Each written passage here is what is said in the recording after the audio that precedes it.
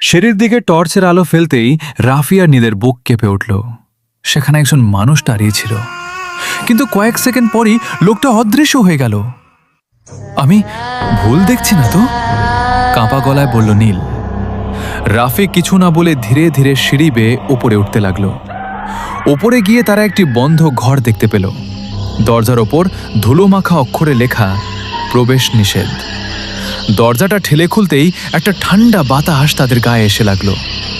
ঘরের মাঝখানে একটি টেবিল, আর টেবিলের ওপর রাখা ছিল আরেকটি কালো ডায়েরি। ডায়েরির প্রথম পাতায় লেখা, যে এই ডায়েরি পড়বে সে এমন এক সত্য জানবে যা ৩০ বছর ধরে লুকানো আছে। রাফি পাতাগুলো উল্টাতে লাগলো।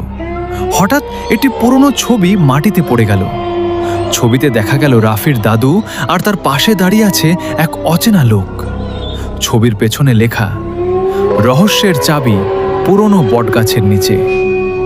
ঠিক তখনই নিচতলা থেকে দরজা বন্ধ হওয়ার শব্দ এলো। ধাম! রাফি আর নীল দৌড়ে নিচে নামল, কিন্তু নিচে গিয়ে দেখল বাড়ির দরজার সামনে একজন কালো পোশাক পরা লোক দাঁড়িয়ে আছে। লোকটা ধীরে ধীরে বলল, ডায়েরিটা আমাকে দাও, নইলে অনেক দেরি হয়ে যাবে। চলবে।